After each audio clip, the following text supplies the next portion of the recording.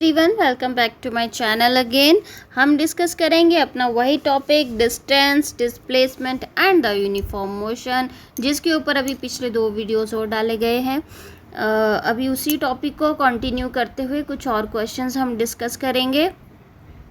लेकिन उससे पहले, अगर आपको मेरा वीडियो पसंद आता है और आपको लगता है कि इन क्वेश्चन से आपको टैट या फिर कमीशन क्लियर करने में आपको कुछ मदद मिलेगी, नॉन मेडिकल कमीशन के लिए, तो प्लीज़ आप मेरा चैनल को सब्सक्राइब करें, लाइक करें और शेयर करें। तो हमारा जो फर्स्ट क्वेश्चन है that is choose the wrong statement from the following. नीचे आपको 4 स्टेटमेंट्स दे रखी हैं, उनमें से आपको जो गलत वाली स्टेटमेंट है वो आपको चूज़ करनी है। आपकी फर्स्ट स्टेटमेंट है that the motion of an object along a straight line is a rectilinear motion. कि मोशन ऑफ एन ऑब्जेक्ट है जो along a line, along a straight line is a rectilinear motion. Second statement है आपकी the speed in general is less than the magnitude of the velocity.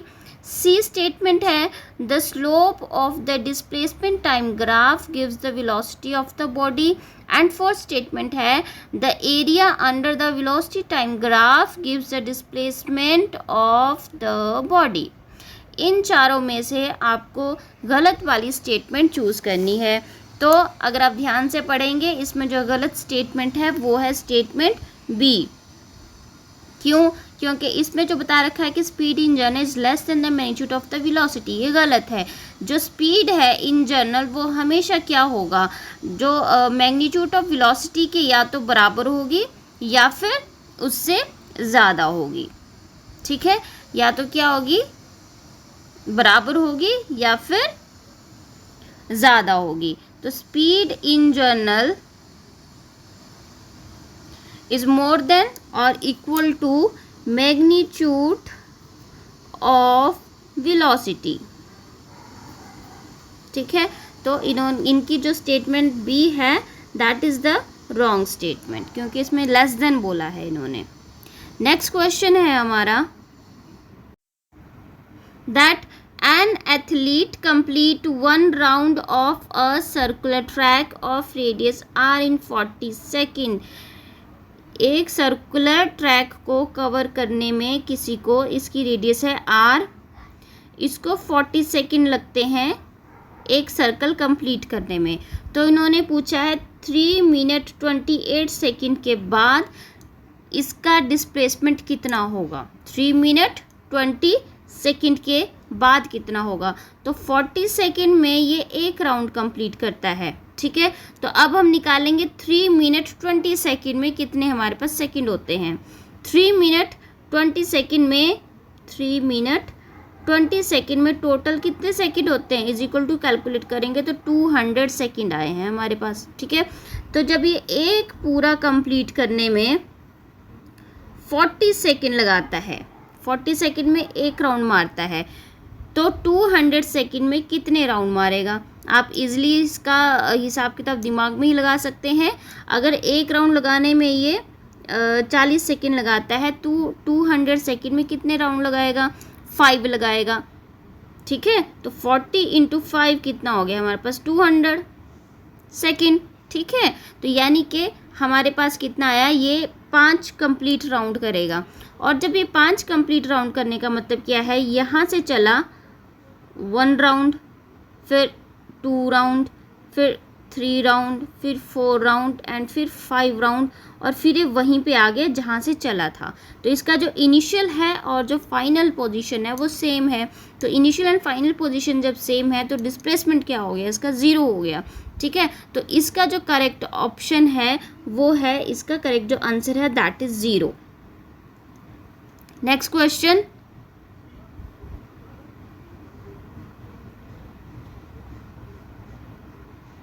ये हमारा next question है। अब हमारा question है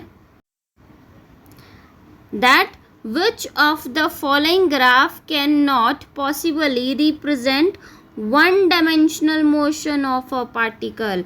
इसमें से 1 डायमेंशनल कौन से वाला रिप्रेजेंट नहीं करता है, ए नहीं करता है, बी भी नहीं करता है, इजी है इसको समझना, सी भी नहीं कर रहा है वन डायमेंशनल मोशन शो, तो फिर हमारे पास क्या बच्चा, ऑल ऑफ द अबव, तीनों के तीनों ही भाई शो नहीं कर रहे हैं, तो डी है आपका करेक्ट आंसर। नेक्स्ट क्वेश्चन है, consider the following statement and select the incorrect statement. आपको इनकरेक्ट स्टेटमेंट ढूंढनी है इसमें से। फर्स्ट स्टेटमेंट है आपकी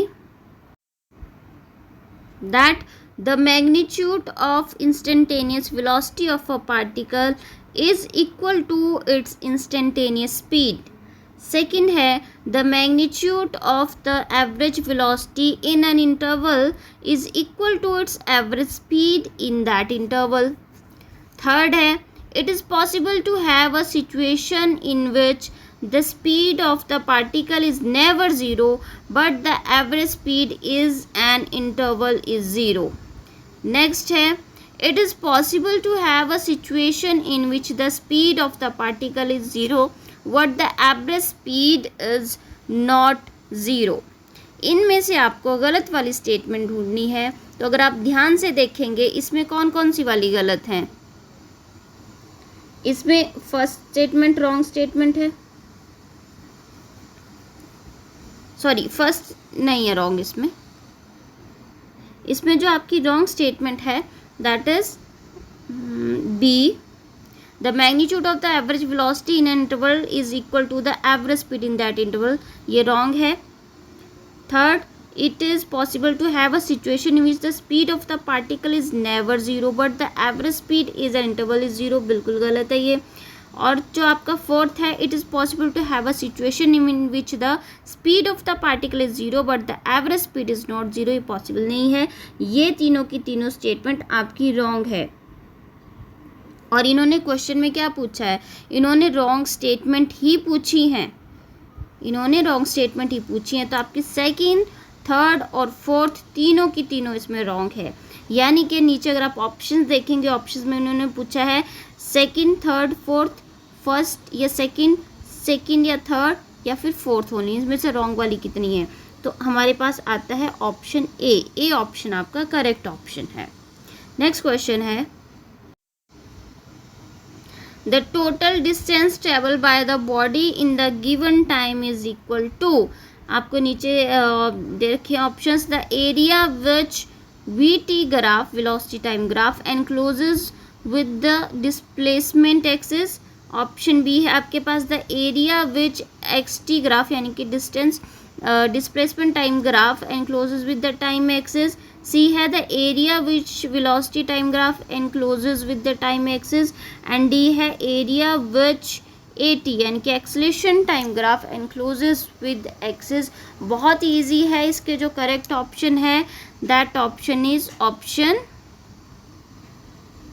सी, the area which velocity time graph encloses with the time axis, ये आपका करेक्ट है। नेक्स्ट क्वेश्चन है हमारा, इसमें आपको कुछ रिलेशन दिए हुए हैं, इसमें से करेक्ट वाला रिलेशन पूछा है, मेरे ख्याल से सबको पता होगा।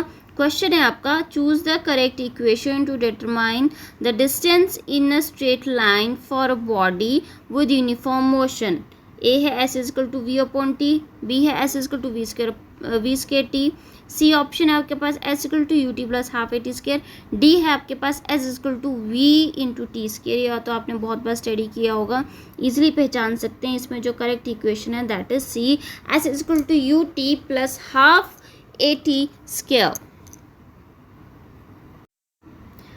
अब है हमारा नेक्स्ट क्वेश्चन, बहुत इजी है।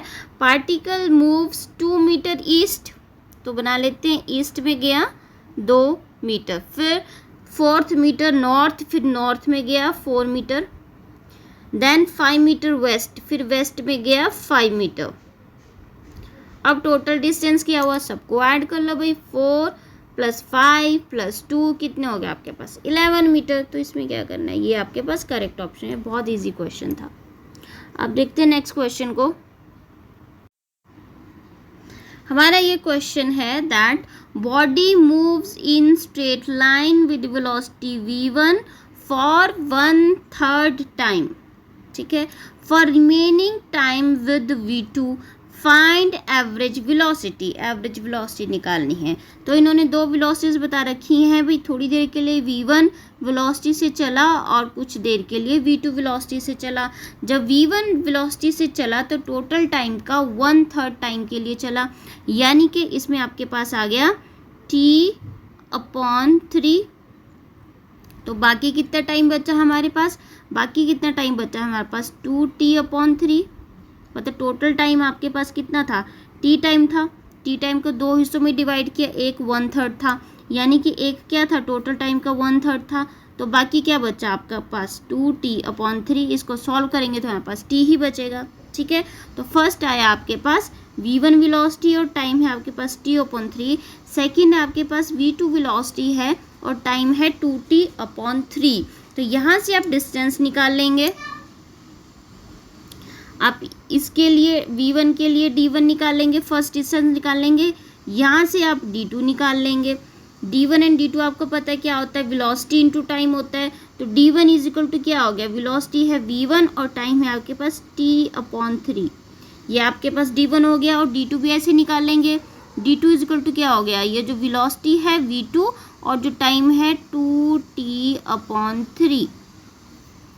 ये आपके पास d1 और हमारे पास d2 आ गए, ठीक है।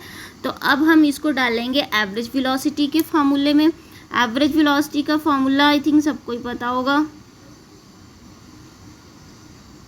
That is v average is equal to क्या आ गया, d1 प्लस d2/t आ गया है। d1 कितना है आपके पास, अभी हमने निकाला v1 t/3 और आपके पास d2 है v2 2t/3 upon total time कितना है t है। इसको जब सॉल्व करेंगे तो आपके पास क्या आ जाएगा, आपके पास आ जाएगा v1/3 plus 2v2/3, v1/3 plus 2v2/3। तो अगर आप ऑप्शंस में देखेंगे तो आपका जो करेक्ट ऑप्शन है that is option A, v1/3 plus 2v2/3।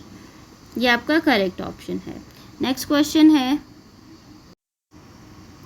That select the incorrect statement from the following. इसमें से भी आपको गलत वाली स्टेटमेंट चूज करनी है। तो स्टेटमेंट पढ़ते हैं। फर्स्ट है आपके पास कि average velocity is path length divided by time interval.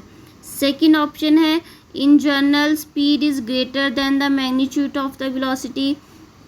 Third है आपके पास the particle moving in a given direction with non zero velocity can have zero speed. Fourth statement है the magnitude of average velocity is equal to the average speed. ये आपकी चार statements है। इनमें से जो गलत वाली स्टेटमेंट है वो आप चूज करेंगे। तो ध्यान से देखिए इसमें गलत वाली स्टेटमेंट्स कौन कौन सी है। फर्स्ट भी इसमें गलत आएगी क्योंकि ये आपके पास पाथ लेंथ नहीं है, ये डिस्प्लेसमेंट है हमारे पास जो एवरेज वेलोसिटी आती है। फिर अगर आप थर्ड स्टेटमेंट में देखेंगे particle moving in a given direction with the non zero velocity can have zero speed. नहीं, नॉन जीरो वेलोसिटी है तो उसकी जीरो स्पीड कैसे हो सकती है, गलत है ये भी। नेक्स्ट आ गया the magnitude of the average velocity is equal to the average speed. ये भी आपके पास गलत स्टेटमेंट है। तो कितनी गलत स्टेटमेंट है आपके पास, फर्स्ट, थर्ड एंड फोर्थ।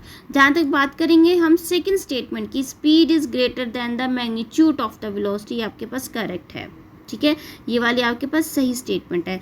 तो इन्होंने कौन सी स्टेटमेंट पूछी, इन्होंने इनकरेक्ट स्टेटमेंट पूछी है। तो इनकरेक्ट स्टेटमेंट कौन कौन सी है, फर्स्ट, थर्ड एंड फोर्थ, जो कि आप नीचे अगर ऑप्शंस देखें तो ऑप्शंस में आपके पास आ रहा है ऑप्शन सी, 1, 3 एंड 4, ठीक है। तो इस क्वेश्चन में जो करेक्ट है दैट इज सी। अगर आपको समझ में नहीं आता है तो आप वीडियो को पॉज करके भी देख सकते हैं थोड़ी देर के लिए क्वेश्चन।